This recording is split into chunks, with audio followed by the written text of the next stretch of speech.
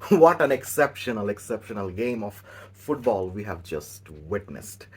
সেমিফাইনালে পিএসজি যখন বায়ার্ন মিউনিখের মুখোমুখি হয়েছিল ফার্স্ট লেগে, তখন গোল বন্যা দেখে আমরা ভেবেছিলাম যে এটাই খুব সম্ভবত চ্যাম্পিয়ন্স লিগের ইতিহাসের সর্বশ্রেষ্ঠ ম্যাচ। কিন্তু চ্যাম্পিয়ন্স লিগের ফাইনালও আমাদেরকে দেখিয়ে দিল যে ম্যাচে গোল না হলেও ম্যাচটা যে অনেক বেশি ইন্টারেস্টিং হতে পারে, সেটার একটা এক্সাম্পল আমরা দেখলাম চ্যাম্পিয়ন্স লিগের ফাইনালে।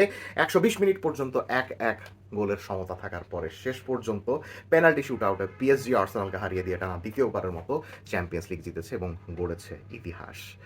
আর্সেনালের ডাবল জেতা হলো না, তবে আর্সেনাল আজকে সম্পূর্ণ ম্যাচ যেভাবে খেলেছে, they should be proud, of course they should be proud, but as we would like to say it, PSG should be প্রাউডার।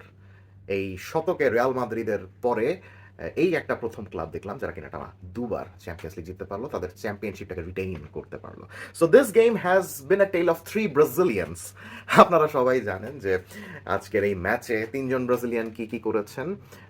First of মার্কিনিওসকে আমি কখনোই ওই ওয়ার্ল্ড ক্লাস লেভেলের সেন্টার ব্যাকের কাতারে এই কারণেই রাখি না, যে কারণে আজকে উনি গোলটা হজম করিয়েছেন পিএসজিকে আর কি। ফার্স্টে কাই হ্যাভার্টস যে গোলটা করেছিল, ওই চান্সটা কিন্তু আসতো না যদি না মার্কিনিওস তার ক্লিয়ারেন্সটা ঠিকঠাক মতো করতে পারতেন আর কি। কিন্তু এটাও আমাদেরকে অ্যাকনলেজ করতে হবে যে ফার্স্ট হাফেই মার্কিনিওস অসাধারণ কিছু পারফরমেন্স আমাদেরকে দেখিয়েছেন, ক্লিয়ারেন্স আমাদেরকে দেখিয়েছেন। Second, Gabriel.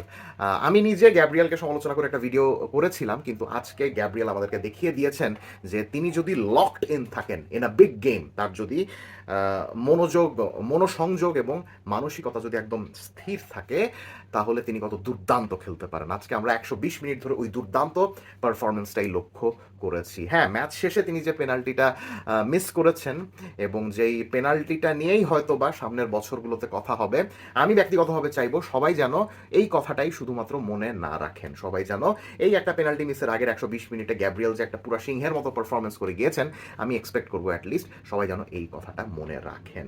কিন্তু সব ভালো যার শেষ ভালো তার বলে যেহেতু একটা কথা রয়েছে, গ্যাব্রিয়েলের শেষটা আজকে ভালো ছিল না। আরেকজন ব্রাজিলিয়ানের কথা না বললেই নয়, দ্যাট ইজ লুকাস বেরালদো। তিনি পিএসজির স্কোয়াড প্লেয়ার, এখনো মেইন একাদশে ঢুকতে পারেননি। যখনই মেইন একাদশের খেলোয়াড়দেরকে বিশ্রামের দরকার হয়, তাকে মাঠে নামানো হয়, এবং এই সিজন আমরা বেশ কিছু ম্যাচে দেখেছি যে তিনি সেন্টার ব্যাক হলেও লুইস এনরিকে তাকে সেন্ট্রাল ডিফেন্সিভ মিডফিল্ডারের ভূমিকায় কয়েকটা ম্যাচে খেলাচ্ছিলেন। কেন খেলাচ্ছিলেন সেটা আজকে আমরা ভালোভাবে বুঝতে পারলাম, যে আজকে যখন ম্যাচের শেষ দিকে ভিতিনিয়া ইনজুর্ড হয়ে যখন উঠে গিয়েছিলেন, তখন ওই জায়গাটাতে পিএসজি নিডেড আ স্ট্যাবিলিটি, যে কিনা মাথা গরম না করে সিম্পল কিছু পাস এক্সিকিউট করে এবং দলের পজিশন যেন নিজেদের কাছে রাখতে পারে। ঠান্ডা মাথায় ওই কাজটা ম্যাচের শেষ মুহূর্তে খুবই দুর্দান্তভাবে করেছেন লুকাস বেরালদো, যে কারণে পিএসজি কিন্তু ম্যাচের শেষ দিকে এসেও তাদের কন্ট্রোল হারায়নি। And we have to acknowledge the fact how coolly he slotted in his penalty. পিএসজির শেষ পেনাল্টিটা লুকাস বেরালদোই নিতে এসেছিলেন। অনেক চাপের মধ্যে, অনেক প্রেশারের মধ্যে তিনি যেভাবে দাভিদ রায়াকে পরাস্ত করে নিজের পেনাল্টি থেকে গোল করেছেন, এটাও কিন্তু এই চ্যাম্পিয়ন্স লিগের ফোকলোরে জায়গা করে নিবে। সো আমরা কিন্তু মোটা দাগে বলতেই পারি যে এই চ্যাম্পিয়ন্স লিগের ফাইনালটা ছিল a tale of three Brazilians, Marquinhos, Gabriel and Lucas Beraldo. তবে সবচেয়ে বেশি মজা লেগেছে আমার ম্যাচের আগে দুটো ম্যাচ প্রিভিউ যারা দেখেছেন তারা নিশ্চয়ই জিনিসটা বুঝতে পেরেছেন যে যেভাবে গোলগুলো হবে বলে আমি প্রেডিক্ট করেছিলাম, সেভাবেই কিন্তু গোলগুলো হয়েছে। পিএসজি এবং আর্সেনাল দুটো দলই দুই দলের শক্তিমত্তা এবং দুর্বলতা সম্বন্ধে জানতো দেখে তারা ওই দুর্বলতাটাকেই এক্সপ্লয়েট করতে গিয়েছে, এবং কখনো কখনো সফল হয়েছে এবং ম্যাক্সিমাম সময় ব্যর্থ যেহেতু হয়েছে, এই কারণে কিন্তু ম্যাচের স্কোর লাইন 1-1 ছিল, বেশি গোল কিন্তু আমরা দেখি নাই। সো ফার্স্ট গোল কাই হ্যাভার্টস যেটা করেছেন, অফকোর্স মার্কিনিওসের একটা বিগ ফল্ট তো ছিলই, কিন্তু আমি ম্যাচের আগে বলেছিলাম যে পিএসজির রাইট ব্যাকের ওই জোনটা থেকে আশরাফ হাকিমি কখনো কখনো কিন্তু উপরে উঠে চলে যান।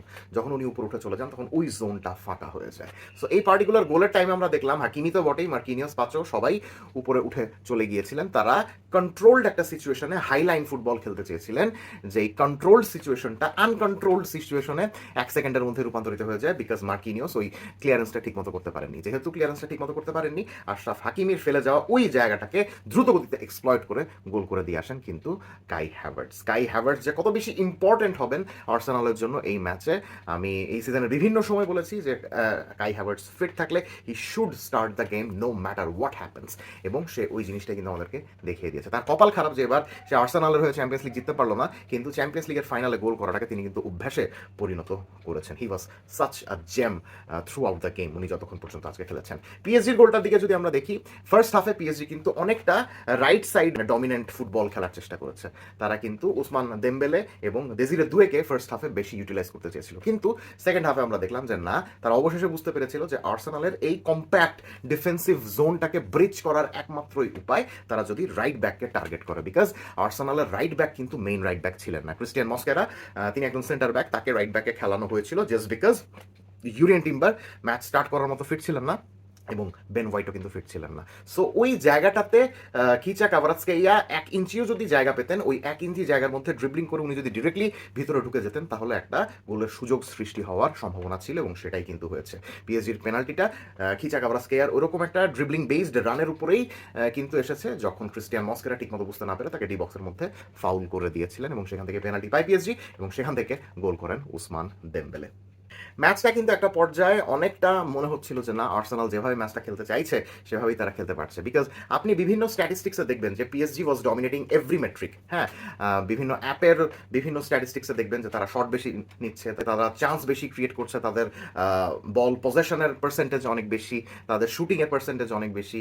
এটার পেছনে মেইন কারণ আর্সেনাল ওইভাবেই খেলছিল যাতে পিএসজির এই সকল সংখ্যাগুলো বেশি হয়। তারা একটা গোল দিয়ে প্রপার ডিফেন্সিভ জোন মেনটেন করছিল, লো ব্লক মেনটেন করছিল। আমরা যদি একদম চলতি বাংলায় বলি তাহলে বাস পার্কিং তারা করছিল, বাস পার্কিং করছিল 4-4-2 ফরমেশন, একদম কম্প্যাক্ট জোনে তারা ডিফেন্ড করছিল, এবং পিএসজির ফ্লুইড অ্যাটাক কোনোভাবেই একটু স্পেসও বের করতে পারছিল না, যে স্পেসের মধ্যে দেজিরে দুয়ে, ওসমান দেমবেলে এবং কিচা কাভারাৎস্কেইয়ারা ড্রিবল করে জায়গা বের করতে পারেন। এখন ডি ব্লকের এগেনস্টে ফরওয়ার্ডরা যখন ড্রিবল করে জায়গা বের করতে পারেন না, তখন পেছনে থাকা সেন্ট্রাল মিডফিল্ডারদেরকে কিন্তু তাদের ভিশন, তাদের ক্রিয়েটিভিটি এবং তাদের ইনসাইসিভ পাস, থ্রু বল, এগুলো দিয়ে কিন্তু জায়গা বের করতে হয়। হ্যাঁ, ডিফেন্সে ফাঁক ফোকর বের করতে হয় পাসের মাধ্যমে। আমরা এক্সপেক্ট করেছিলাম যে ভিতিনিয়া তার বল ক্যারিং বা তার ভিশন দিয়ে, তার ক্রিয়েটিভিটি দিয়ে হয়তো বা ওরকম একটা লাইন স্প্লিটিং পাস আমাদেরকে দেখাতে পারবেন, কিন্তু দুঃখজনক হলেও সত্যি যে তাকে বিশ্বের অন্যতম সেরা সেন্ট্রাল মিডফিল্ডার বলা হলেও এই ম্যাচে আমরা কিন্তু তার কাছ থেকে ওই মোমেন্ট অফ ব্রিলিয়েন্স কিন্তু দেখতে পাইনি।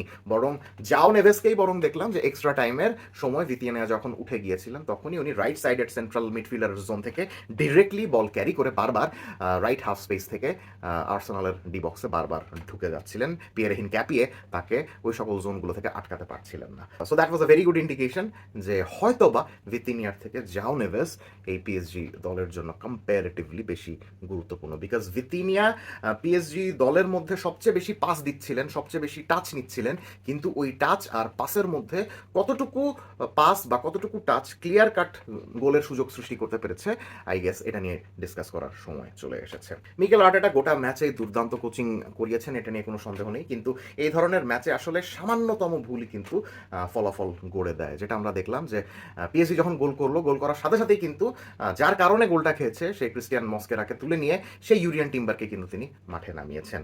সো ইউরিয়ান টিম্বার যদি মোটামুটি ফিটও থাকতেন, 80% 70% যদি ফিট থাকতেন, তাহলেও যদি তাকে ওই জায়গাতে খেলানো হতো, শুরু থেকেই খেলানো হতো, তাহলে হয়তো বা আর্সেনাল ওই গোলটা হজমই করতো না in the first place. So এই জিনিসটা একটু খারাপ লেগেছে। অ্যান্ড সেকেন্ড, অফকোর্স, গ্যাব্রিয়েলকে নিয়ে ভিডিওর শুরুতে কিছু কথা বলেছিলাম। 120 মিনিট খেলার পরে আসলে গ্যাব্রিয়েলের মতো সেন্টার ব্যাককে পেনাল্টি শুট আউটে না পাঠিয়ে আপনি যদি সালিবার মতো কাম কম্পোজড একজন কুল হেডেড একজনকে যদি সেন্টার ব্যাককে যদি আপনি পেনাল্টি শুট করতে পাঠাতেন, তাহলে হয়তো বা আর্সেনাল এই পেনাল্টি শুট আউটটা মিস করতো না লাস্টে। Just my observation, nothing else. কিন্তু পেনাল্টি জিনিসটাই 50-50 আসলে, কখনো কখনো কপাল খুলে যায়, কখনো কখনো কপাল অনেক বেশি বিট্রে করে। আবার দাভিদ রায়ার ক্ষেত্রে বলবো, দাভিদ রায়ার পেনাল্টি শট স্টপিং টেকনিক খুবই কোয়েশ্চেনেবল আর কি। তিনি বারবার বাম দিকে ঝাঁপ দিচ্ছিলেন, বাম দিকে অধিকাংশ সময় ঝাঁপ দিচ্ছিলেন, এবং তিনি যে ঝাঁপ দিবেন সেটা উনি অনেক আগেই ডিসাইড করে ফেলছিলেন।